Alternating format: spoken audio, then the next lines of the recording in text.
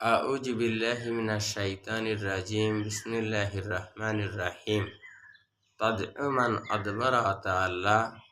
কোরআন শরীফের ৭০ নম্বর সূরা, সূরা আল মাআরিজের ১৭ নম্বর আয়াত, যার অর্থ জাহান্নাম সেই ব্যক্তিকে ডাকবে যে সত্যের প্রতি পৃষ্ঠ প্রদর্শন করেছিল এবং মুখ ফিরিয়ে নিয়েছিল।